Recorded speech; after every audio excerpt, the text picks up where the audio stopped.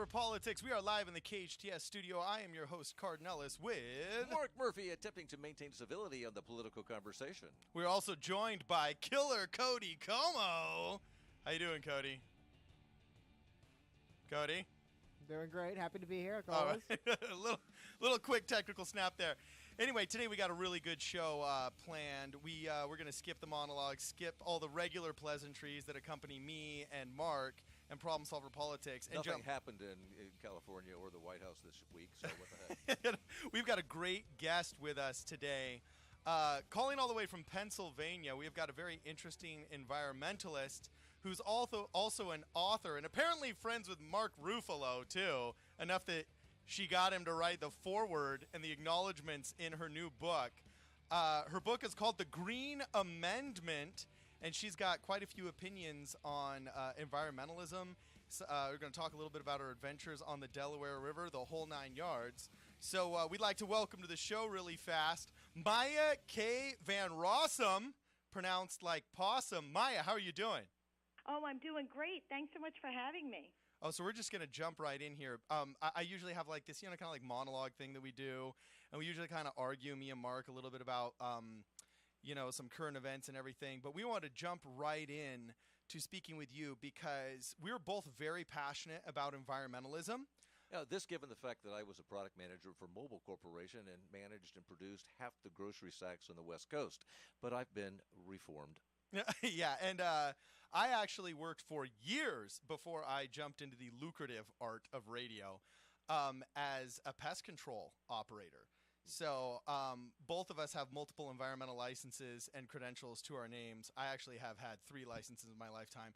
And we know the reason why we wanted to skip a lot of the normal pleasantries is because we know that oftentimes you actually need to get into the nitty-gritty on environmental issues and talk details because broad blanket statements do not work, and we want to give you as much time as possible. So, Maya, first, can you tell us just who you are and what your book is and what the backstory that motivated you to write the book is? Hit it.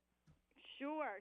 But I do want to say I feel a little gypped that I'm missing out on the monologue. But Okay. The president complained also. So I have been an environmental activist for 25 years. During that time, I've served as the Delaware Riverkeeper and leader of my organization, a 4-state organization called the Delaware Riverkeeper Network. More recently, though, as you said, I've authored a book called The Green Amendment and am embarking on starting a national movement that I called Green Amendments for the Generations. And in short, that really is trying to get every state in our nation to pass a constitutional provision that gets added to the Bill of Rights section to the Constitution that recognizes and protects the inalienable right to pure water, clean air, and a healthy environment, and recognizes and protects those rights in the same way we would recognize and protect the other fundamental freedoms we hold dear, like the right to free speech and the right to freedom of religion, for example. Okay. Now, I love that. Just so you know, in terms of your desire, you are on completely friendly ground. I was a member of the Sea Shepherd Society before they had a TV show and was that silly guy with his teacher mom who was cleaning up trash in the wash basin and on the beach for extra credit in junior high. So I'm loving it. And by the way, to any of our listeners that are able to follow us on Facebook Live, you'll be able to see, if you go to mayavanrossum.green, check out her website or check out the promo photo that her publicist sent us. This woman is the real deal. She looks like everything that Nike wants in an athletic wear commercial mixed with like the smoldering gaze into the distance of like a conquering cowboy matinee idol of like, the 60s. She looks like she has like conquered whatever environment or whatever, wild land she is forging through. So obviously you at least look the role, Maya, And I read your book, well, not the whole thing, because I actually had to skip through some parts because I devoured the notes. I was actually devouring all of your notes. And I wanted to talk with you because I'm curious, when you say, okay, you want this amendment and you want these protections. I want these protections too, okay? But I always notice that there's always this strange disconnect where environmentalism seems to have been co-opted into political motivations. Does that make sense? What do you feel like the state of environmentalism is nowadays? Because it's become this hot button item that I've noticed is kind of like a club that people carry instead of a cause that people fight for. So when you say you're an environmentalist, now it takes on all this extra baggage. Just how do you meander through your life dealing with that? And what is your definition of environmentalism? And then we're going to go into the details of your book. No, I think you're absolutely right. I think all too often being an environmentalist or the concept environmentalism does get co-opted, and it gets co-opted by industry and by politicians and people who want to use it as some sort of green cover to serve their own personal purpose, right? And so that can give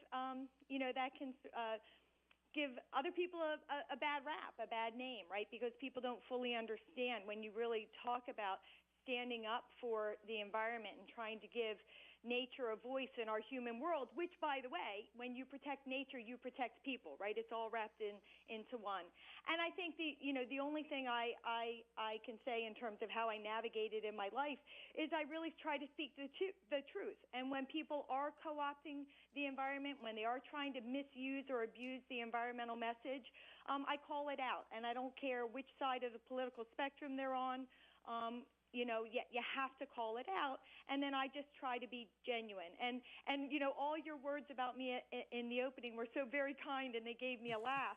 But really, I work really hard every single day to make sure that my work and my advocacy is about the environment, is about the earth and our rivers and our forests and our animals and the people that depend upon healthy nature, and that it doesn't become about Maya, right? And so for example, with the book, I try to make really clear to people, I'm not out there shilling for books. Every single penny made off of my book goes back to the cause of seeking green amendments to protect the environment for present and future generations. So I think all you can do is be genuine.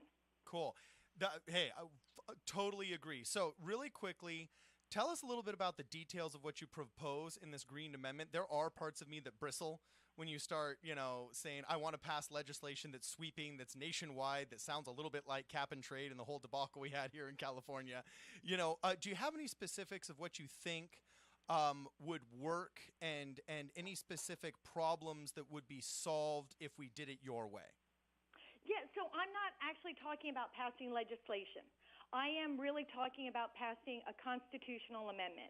And I'm not talking about, in the first instance, doing it at the federal level. I'm talking about each state adding to the Bill of Rights section of their Constitution this constitutional provision that recognizes the inalienable right to a healthy environment. And so, when you think about how powerful and how important constitutional provisions have been for fighting for fundamental freedoms like civil rights and due process rights and the right to free speech and freedom of the press, when you even look at people who are fighting for gun rights, right, and how much power and strength the constitutional provisions in our state and federal constitutions have given them in their arguments to argue for their right to bear arms. Well, what I want to do is harness that same kind of power for the environment, right? Because people in their hearts believe when they go to get a glass of water out of the faucet, right, that it's going to be free of toxins that might give them cancer, right, that it is actually going to be clean water. And they believe that they have a right to clean water, that they have a right to clean air, that they have a right, to healthy soils in which they can grow healthy foods. But across the United States of America, that's just not true. You do not have a right to clean water, clean air, or a healthy environment, except with very limited exception. I'm curious, though, Maya. Yeah. This is Mark. Sure. I'm very curious about if these people really want to have that. And reading your section on fracking in Oklahoma and Texas and the other areas is absolutely fascinating. And I can just see the water coming out of their tap on fire. Being someone who had a lot of oil in families and came out of the Texas area, I can see this. And so here I'm going. These are the people who turned around and in great numbers voted for a president who has pushed us back into coal, pulled us out of the Paris Accord, hampered and came down hard on the EPA and has been pulling back various amendments across the board, trying to get legislation, trying to roll back environmentalism. These people who are bleeding from this still voted for this man. Do you think they're really ready to make constitutional amendment at this level? So that's a really important point and a really important question. And I got to tell you, I don't understand either how anybody who cares about the health of their families, cares about the health of their children or grandchildren, could actually put a person in the presidency like Donald Trump when he vowed to take the steps that would devastate our earth. So I totally hear you on that when you look big picture. But, after 25 years of advocacy, I have gone into so many communities where people politically are so conservative, so to the right, and just happily surprised at how much they embrace environmental protection when they find themselves facing their own challenge and see how, dirty water and dirty air is harming their health or their families. Suddenly they're open to transformation. They're open to a different path. They're open to different understandings. And so I think when you catch people in that right moment in time, you can get people to change. That being said, I mean, you talked about people in two fossil fuel states, but the beauty of pursuing green amendments is that we are doing it state by state by state. So you know what? Maybe the people of Oklahoma aren't ready, but perhaps the people of California are. Perhaps the people of Maine and and Idaho and other states are ready, and I actually believe they are, because we right now, since I've started this Green Amendment movement, we've actually gotten Green Amendment proposals in 4 states, one of which is West Virginia, which itself, has suffered from the fossil fuel industry for years. So I think that communities are ready to realize that our current system of environmental protection laws is failing us, and that they need something better, and that they need a higher power. And when they fundamentally understand that the Constitution does not protect their right to a healthy environment, they are shocked by it, and they do want to turn it around, because they realize that we all need clean water and clean air, all of us. Okay. And so I think people get it. Okay, I completely agree with you. All of us need clean water and clean air. Maya, did you bring a football helmet? Because this is where we're gonna put it on. Okay, I absolutely the reason I was intrigued by you and I wanted to have you on my show is because I legitimately felt through your writings and through your media that you are interested in clean air, clean water, clean environment for everybody. And as long as both of us have those pure intentions, then we can reach an agreement 99% of the time. Now, what I've noticed, and the reason why I bristle and I push back on that big time, is because I have found in my experience so many examples where environmentalism has gone too far, to such a point that it begins to damage the very environment that it says it wants to defend, or it gets co-opted to become an economic tool against an enemy instead of an environmental tool to better the lives of all of our citizens. And I'm going to give you a couple of examples, okay? I have a big frustration with, for example, carpool lanes in California. There's been multiple studies done that have been shown that carpool lanes are a failed experiment. Well-intentioned, but when we dedicate one lane just to carpoolers and then slow down all the other lanes not for carpoolers, that we start traffic sooner, alleviate it later, and what we gain from the carpool lane does not offset what we worsen in the general public lane. So when you do the math, trying to lower carbon emissions, you are actually better off with no carpool lane, letting the public just do their thing, than you are with a carpool lane. So as an environmentalist and a non-science denier, if you're willing to look at the studies, do the math, and use the frontal lobe in your brain instead of doing the tribalistic kind of like, oh, Democrats, they're the environmentalists. Republicans and Trump, they hate the environment. If you're willing to actually do the math and look at it, who's the bigger environmentalist? The Republican that says, hey, it's a failed experiment, we should get out of this, it doesn't benefit us? Or the Democrat, who I have sat down with in this very chair and talked with in between sessions, saying, dude, I would never propose to get rid of that. Could you imagine the optics of a Democrat saying I want to get rid of the carpool lane? So this is where I push back on statements like, Republicans or Donald Trump are science deniers and they don't like the environment because they want to get out of the Paris Accords. The Paris Accords would have been a huge economic burden on America that none of the rest of the countries that were in the Paris Accords would have had to bear in order to bring down the world's temperature 1/10 of 1%. I mean, honestly, we could just have state laws enacted by governors here with smaller localized municipalities doing their part. They could do a better job than the Paris Accords without destroying trillions of dollars of our economy. So this is where I bristle. That's what we've had. The states have had to step up where the president pulled out the country. States like California stepped up, and in effect are small nations, except we're not a small nation. Yeah, but the only problem and participate. Yeah, but when they step up, they do silly things. Like, for example, before me and my father sold our company, we were engaged in pest control.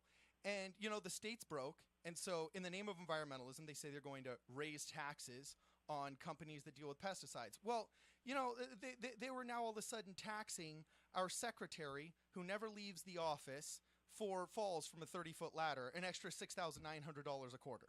Like, that has nothing to do with the environment. It has nothing to do with, her safety going in and out of the office. It has everything to do with raising capital because they knew they could no longer raise any more the state income tax. And so that's just one example, So I guess here's my question for you. I just want to say, and this is part of you can't make it about politics. And I hear you. And look, and I mentioned Donald Trump earlier, and that's because he made very, very clear when he was running for office he would be an anti-environmentalist. But wait, that's not fair. If you heard me, but wait a second. If you, when Obama was in the presidency, if you came and talked to me, I would have been just as direct about the positions that Obama took in support of the dirty fossil fuel that is fracked gas and fracked oil.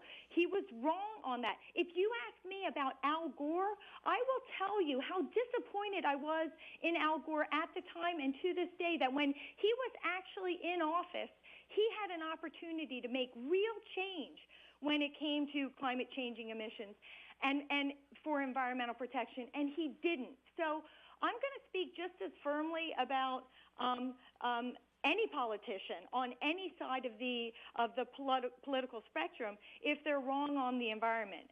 And in fact, when you read the book, I will give credit where credit is due to the Republicans and the pro-environmental stance that they took at critical times in history. So, I really like to try to take the politics out of it, and you got to call people out where they are. But you also can't you can't pretend that this is about the environment versus the economy. When you do it the right way, you get environmental protection and economic benefit at the same time, and that's been proven time and time and time again. And you protect people's health, right, which really matters, right? You don't want somebody to suffer. You don't want them to lose their health or lose their life or lose their child because of environmental degradation that somebody says has to go forward in order to create a job for some other family member to feed their child, right? You have to acknowledge what are the ramifications of pollution and what are the benefits of protection. Oh, this is awesome. See, I liked your phrase, when you do it the right way. Now, we're going to take a short commercial break really quickly, and we're going to return with Maya K. Van Rossum, like the most direct environmentalist you can hear on the show all year. She's awesome, and she wrote the book, The Green Amendment. More with Maya when we come back from this break.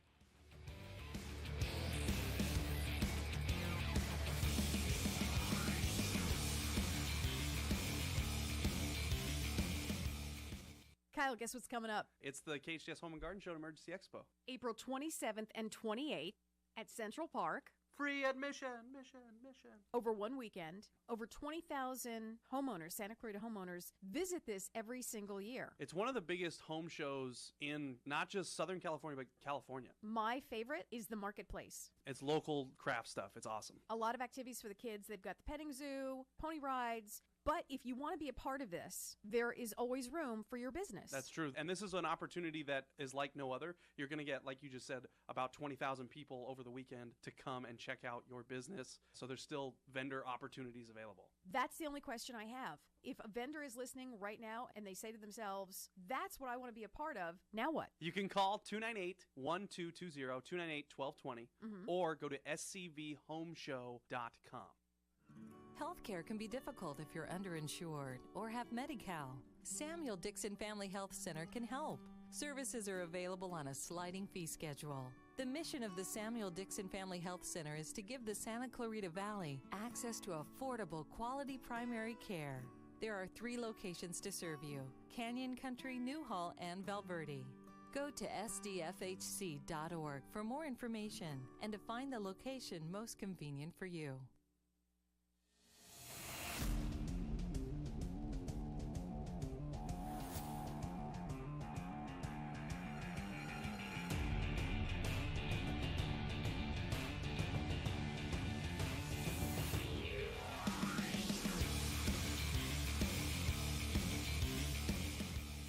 All right, welcome back to Problem Solver Politics. We are live in the KHTS studio. I'm your host, Cardon Ellis, with Mark Murphy, attempting to restore stability to the political conversation. And we are not in studio with, on the phone with Maya K. Van Rossum, the environmentalist of all environmentalists, who just wrote a book called The Green Amendment, proposing state constitutional amendments defending Mother Earth in the same kind of way that we defend other inalienable rights, basically guaranteeing clean air, clean water, clean environment, so on and so forth.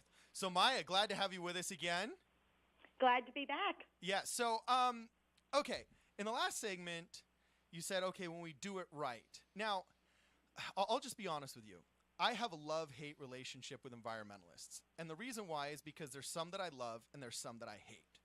The ones that I love are the ones that are dedicated to the science of ecology and the environment and can strip themselves of the politics, the biases, the mythologies, and the old bad information they might have had, and are blazing a way forward so that all of us can enjoy clean beaches, clean air, clean water. I hate it that you can't go swimming at, in the middle river at Zion's National Park because you're worried about Giardia. I hate that when the beach gets closed because of excessive discharge from the water treatment plants in Ventura that we all can't go surfing. All of us absolutely hate that. And the ones that are blazing the trail to give us good information and good policy, I absolutely love. And then there's the psychos who are no different than the crusading warrior priests, believing in their mythologies, trying to spread them throughout the Middle East, and they'll torture you into submission unless you think the absolute way they do. And we're talking about the head of the EPA, correct? Yeah. Okay, I just thought the current head of the EPA. That was a good zinger, though. Yeah, that was good. I like it, right? Yeah. So this is what I find interesting, is environmentalists all the time are poo-pooing fossil fuels, which I think is great. One of my favorite quotes is from an automotive manufacturer who said, if Henry Ford could come back right now, the biggest criticism he would have of the automobile market is the fact they still use the internal combustion engine. Mm-hmm.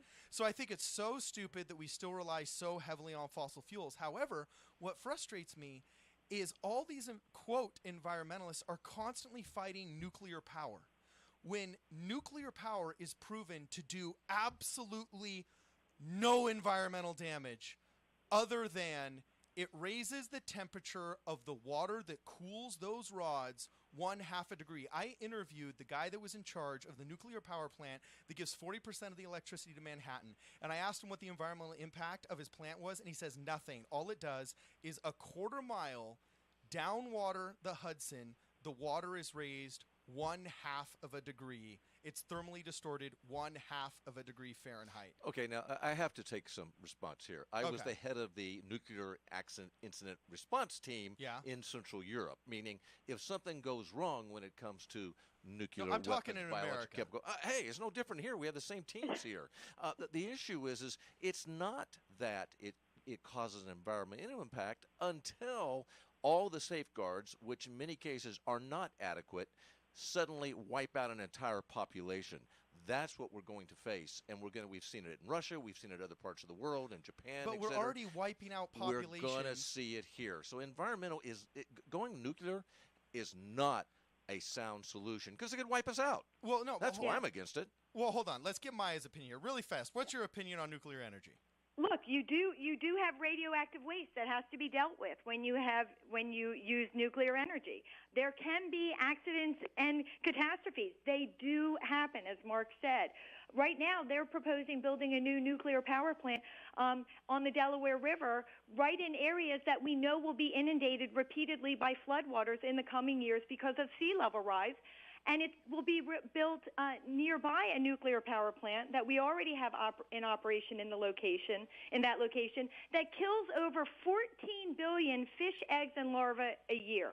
So you can't tell me that nuclear power doesn't have a heavy environmental footprint and is not a huge safety hazard for, for people, for the communities but that less live than around and downstream. hydroelectric. And also, you always have to look at the reality that we can't just look at nuclear in a vacuum. There are genuine better options. Genuinely better options for energy creation. Okay, so hold on. I'm going to ask you what those better options are, but hold on. I agree with you that you say you can't look at it in a vacuum, and that there is going to be, like I said, some kind of thermal distortion. It will kill some fish. It will kill some eggs. Now, wait a second. You come from Pennsylvania, where we had a small accident in the 70s. I know because I was in the area at the time. Before I went into the response side. Yeah, you're talking about a 15-year-old technology at that time that it was in its infancy. It's like comparing the first version of Windows. But they still Windows use always those same technology. It's the Salem nuclear generating station that's in operation on the Delaware River was built in the 70s, right? So the technology, right? That's when so many of these facilities were built. They're built a long time ago. They're still in operation, and these power plants want to extend the life of these facilities, which will perpetuate, the harms that they're inflicting. And again, it's not just about nuclear or nothing. It's about how do you create energy. Okay. And we don't need to continue to rely on nuclear to do that. Well, if I agree that there are some consequences of all energy production, but it seems like nuclear is the least, yet it's the one we fight against the most dogmatically, and it gets what I call the Prius effect. Like, I was driving on the 101 once, and a celebrity pulled up next to me because the traffic was so thick, we all ended up going down to like 5 miles per hour. And he was in a Prius, and I was in my 77 Chevy 4x4, which is the first vehicle I ever drove when I got my license, okay?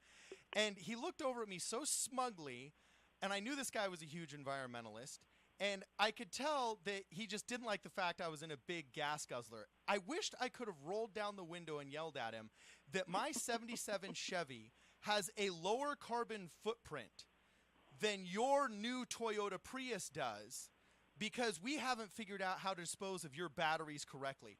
Most people don't realize the Toyota Prius, just in its manufacture and its first 6 years on the road, has more environmental impact as a, quote, green hybrid than a gas-guzzling, oil-dripping military transport Hummer will in its lifetime. Yet we dogmatically vilify the fossil fuel-ridden military Hummer and glorify the Prius, even though science shows the Prius is worse off. So how are we not doing that with atomic energy? If we need energy, why are we rejecting dogmatically all of these things that actually would improve our environment?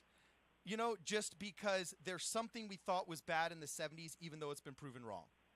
Well, it hasn't been proven wrong. I mean, the assertion that the big gas guzzlers are not part of the problem, I think is just a false assertion, right? And the question becomes right now here in 2019, where do we go from here on out? We do have better technologies. We do have solar. We do have wind. We do have geothermal. We do have new technologies that are being created all the time. We've done the comparison as well to look at those renewable energy strategies versus, the dirty fracked fossil fuels, for example, that right now we are investing so much in states like Pennsylvania and Texas and other states across the nation. We know that these renewable strategies have a lesser footprint, particularly a lesser climate changing footprint, and a lesser climate changing footprint in the next 20 years, which is the time period within which we have to avert the most devastating impacts of climate change. So the question is, what do we do from here on out? Do we continue to build the gas guzzlers? Or do we continue to even build the hybrids, right, that are a combination of the two? Or do we start to build and invest in the electric vehicles that are going to be dependent on the renewable energy sources? I live outside of Philadelphia. I have 2 electric cars in my driveway. I have solar panels on my roof, geothermal in the ground. So when I plug my cars in at night, they're being fueled by energy from the sun. So it's doable. Right? I don't have tons of resources, and I'm outside of Philadelphia. I'm nowhere special. It's doable. We just need, but not everybody, right, has that capacity because government hasn't made the investments, not just financial investments, but in terms of the policies and the programs and the tax incentives and the laws have not made the investments necessary to advance those clean energy options versus or in comparison to all the investments they're doing to continue to perpetuate and grow the dirty fossil fuels that are having a devastating impact on our present and on our future. Okay. Now, I agree that if we weren't to do anything, that would be devastating. However, you got to realize you're talking to 2 radio hosts here in California. You can't build a guest house in your property now without it literally having solar panels on it. Which and is it goes awesome. Suddenly we're dealing with the best I'm just saying European to say that the countries do. government's not doing anything is an absolute fallacy. But in it's fact, against the federal government. The state government here is what's mandated. Yeah, but the federal government's job is to protect us militarily. That is it. That is and it. not everybody lives in California. First, and not everybody lives in California, right? So everybody acknowledges and appreciates and applauds the fact that on so many issues, right, California is ahead of the curve. And that's important. But we have so many other states that need to get on that same path.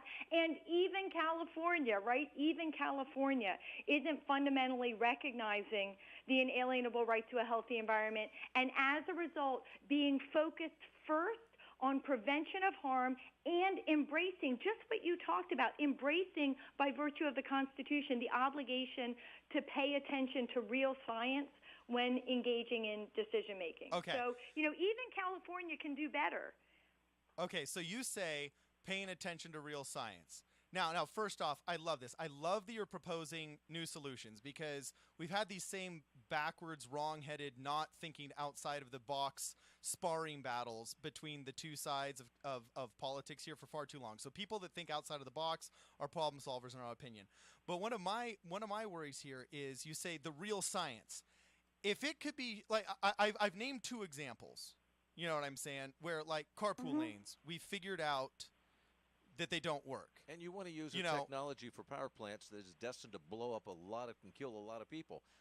I'm looking at this going, we're worried about carpool lanes? Yeah, Come but, on, see, Cardon. but the problem is, look, we're facing a situation where the weather is changing dramatically because of what's happening in terms of the hold on, environment. we're going to address the climate change and studies in a second. We've cut Let me get to my question. Well, we've cut technology expense and raw technology expense in the area of environment to 0. The guy has literally just wiped out the engineers who were studying.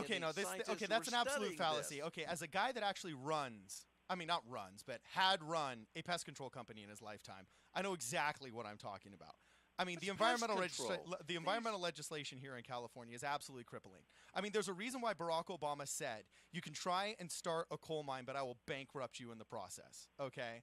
So here's my only thing, is I want to get to your solutions, because we're like, it's problem solver politics. Wait a second, why is that bad? I don't understand why is that bad. If somebody tries to start a coal mine today, a coal mine that's going to devastate lives, that's going to devastate future generations because of its emissions, then why would it be a bad thing to actually disincentivize the startup of that coal and make right clear from the get-go, if you try to go down that path, it's not going to be economically viable, so don't go down that path. Okay. That makes perfect sense to me. Look, I'm not here to try and defend the environmental impacts of coal ash. I'm just simply saying that statement in and of itself debunks any claim that the government does not have an active role or is not taking an active role in environmental legislation. If a president can get up and say, I will bankrupt you as a challenging statement, that completely debunks any theory that the government is not already actively involved in legislation. So anyway, I want to get to your problems. Nobody said that. Nobody said that the government isn't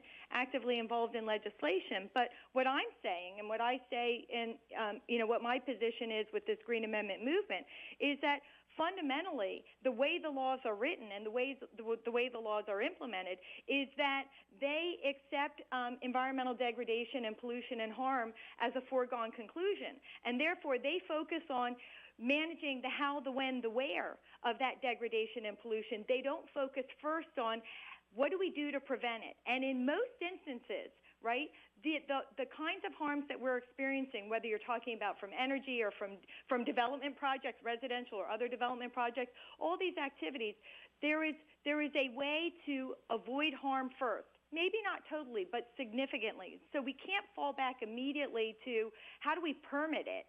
We have to start with how do we prevent harm first.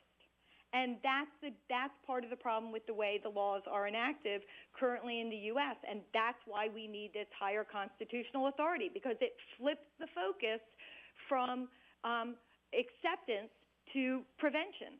Okay, now I love this. Really quickly, I guess, because this is outside of my outline for the show. But just give me the first couple of examples that come to mind. How your way of doing this would be the way of doing it right and would be better. Yeah. So I mean, and so if you're looking at energy, right, we would be focused not on how do we develop new technologies for extracting fossil fuels through things like fracking from the earth that create new environmental harms and perpetuate old ones, right? But instead, we do invest first in the renewable energy options so that you're preventing the water pollution, the air pollution, the methane emissions, the climate changing emissions, right? You're preventing the deforestation that comes from fracking, and instead you're focused on how do you implement those renewable energy options. I do want to mention something. If you're talking about residential I want to mention something in support of what you just said on energy. One key factor, and that is in your book, you go into great detail on the harm that fracking is occurring. And we have fracking going on in California, let alone what's going on in the state of Oklahoma and Texas and the Dakotas. It's frightening to see what it's doing, and to have California no longer be earthquake number one, earthquake state number one, but to have Oklahoma now surpassed us, that should tell us that something's wrong with this. And your facts are fantastic.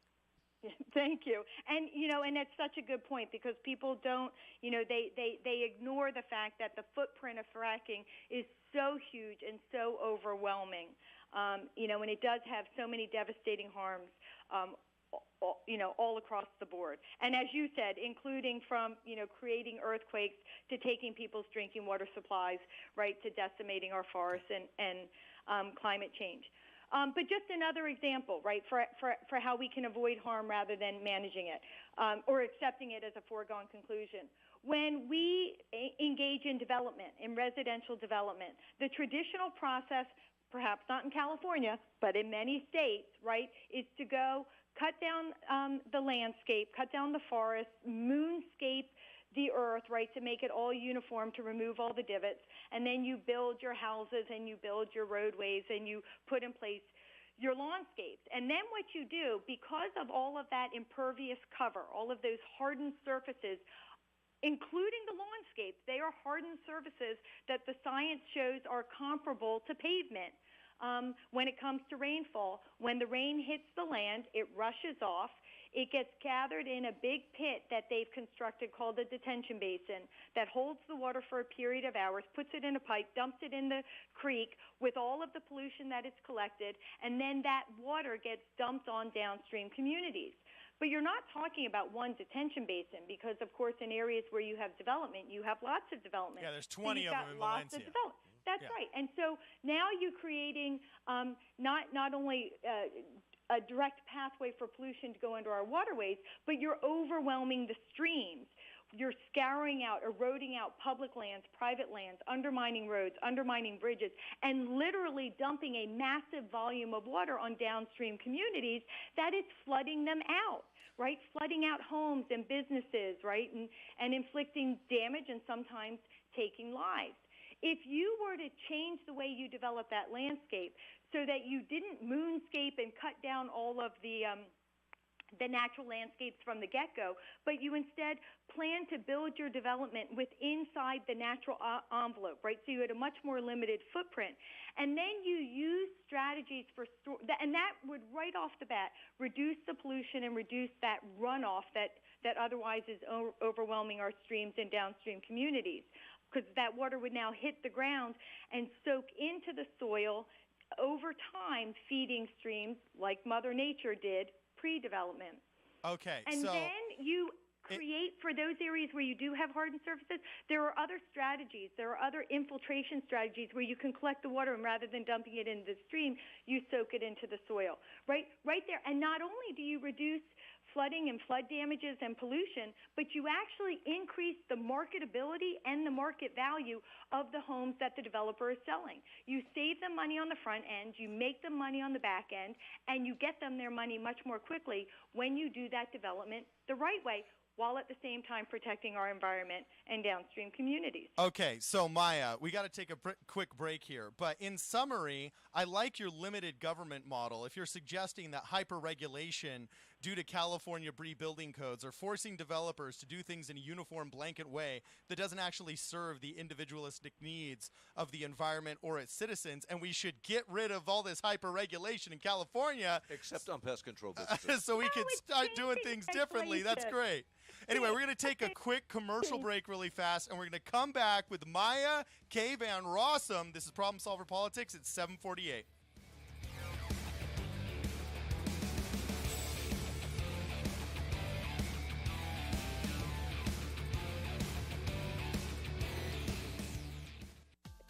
Little I Leaders is the newest preschool in the Santa Clarita Valley. At Little I Leaders, our outstanding teachers lead with intellect, perspective, and heart. That means our programs provide a warm, nurturing atmosphere to meet the unique needs of each child. We believe that play is a powerful form of learning for young children. That's why our kids have every opportunity to learn through the magic and excitement of play. Parents, schedule a tour today by calling 303-0400 or online at littleileaders.org. There's no need to travel to France when Le Chêne is here. That's Juan Alonso, owner of Le Chêne Restaurant. Enjoy Le Chêne, our winning wine list full of treasures of French and California wines. All at a reasonable price. Le Chêne, the perfect setting for that special occasion or any occasion, business functions or weddings. Experience the fine arts of dining at Le Chêne. Enjoy a fabulous meal at Le Chêne on Sierra Highway, exactly 7 miles north of Soledad. Info at lechene.com. Once heart attack symptoms begin, delaying treatment increases the risk of heart damage, disability, and even death. Time is critical. Leading the Valley with the most advanced digital technology and treatment times that beat national best practice goals, Providence offers emergency coronary angioplasty and stenting performed by highly trained board-certified cardiologists. For more information, call 1-888-HEALING. The road to healing leads to Providence.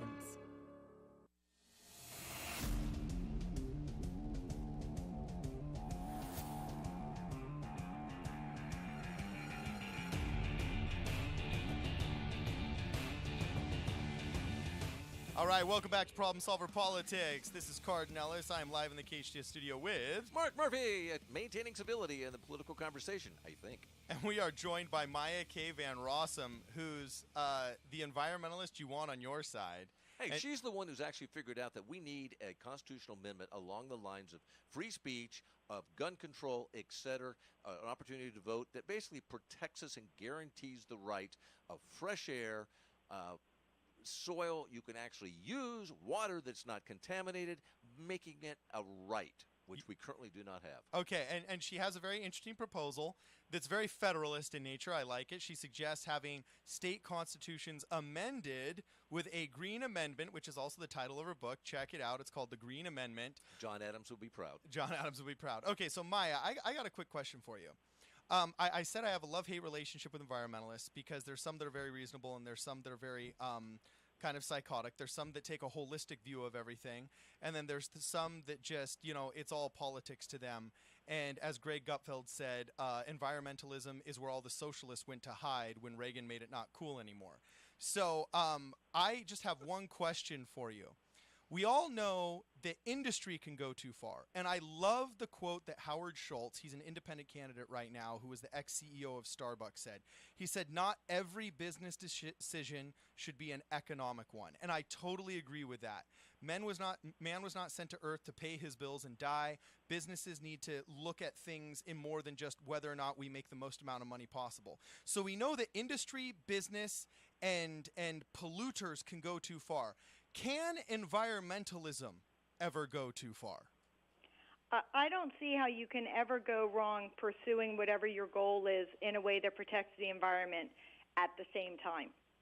I don't see it. There's so much dependent upon a healthy environment for all of us. So as long as you pursue your goal in a way that protects the environment at the same time, I don't see that there's a downside. Okay, because I look at this and I think a lot of these sound bites that you hear where, oh, even if it saves one or whatever, I look at that and I think, well, gosh, if we took that view about automobiles, then we would have the speed limit be 5 miles per hour everywhere, and we wouldn't be allowed to travel. And we'd save a lot of lives. Yeah, and we could also smoke pot while we're driving. It'd be easy. So anyway, obviously there's some kind of happy medium that has to be reached in between economic issues, environmental issues, safe air, clean water, so on and so forth. So anyway, you were mentioning that you have some really good suggestions. One of them is this amendment that you wrote about in your book. And then we were talking specifically, you were mentioning something really interesting about the way we build homes. And right now in California, we've got a housing crisis. It's impossible to build a house because of the hyper-regulation. But the only people that could get through are the big corporations that do large-scale building projects. And you were talking about different types of building with like hardened surfaces, so on and so forth. What are some ways that we could, moving forward, help better our environment besides passing this green amendment? Again, changing your development strategy so you're minimizing stormwater runoff and harm. Are you talking about in people in their individual lives? I mean, I think across the scale, what we really need to do to protect our environment is we need people to get involved in politics and in advocacy and going to their town meetings and speaking up for environmental protection every time a decision is being made in their community that could have a harmful effect on the environment, and encouraging a better way, a better path. So to me, the best way we protect the environment is by people getting informed, engaged, involved, and speaking up.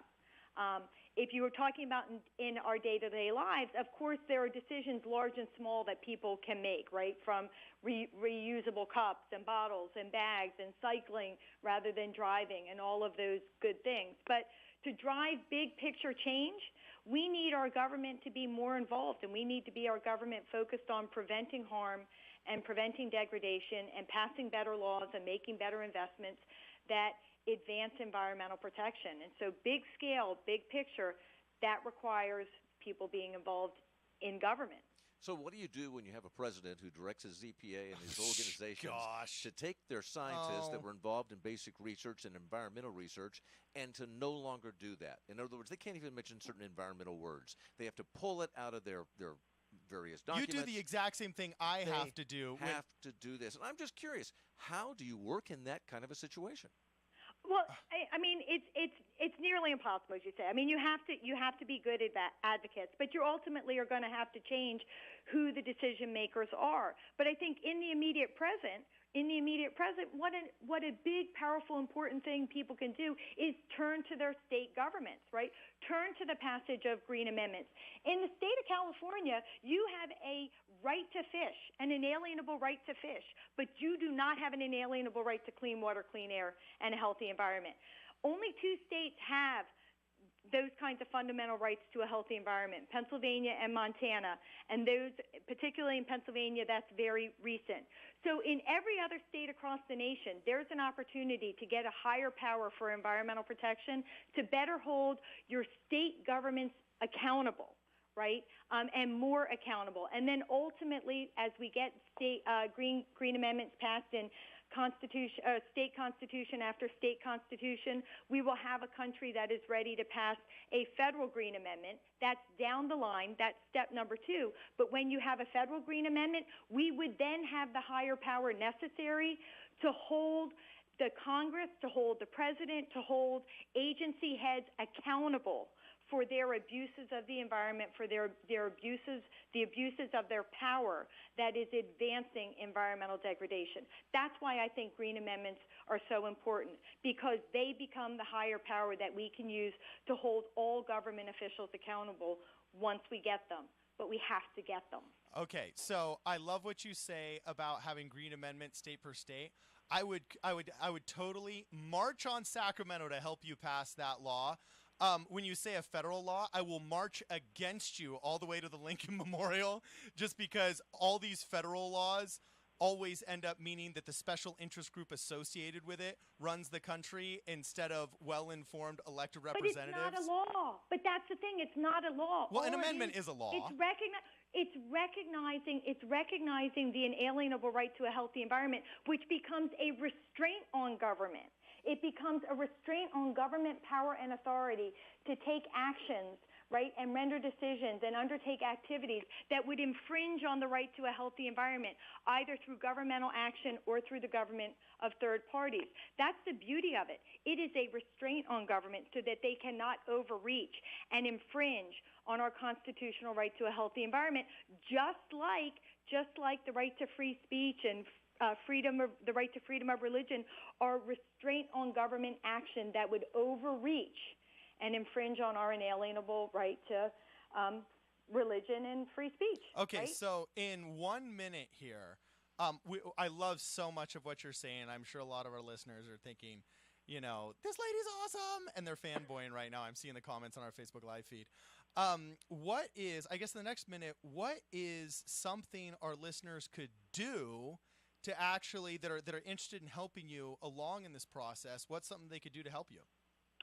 They could organize a meeting in their community, invite me to come and speak, and talk person to person about the power and importance of green amendments and how we can get one passed in their state. In your state, presumably it's in California, right? But if anybody from another state is listening, I'll go there too.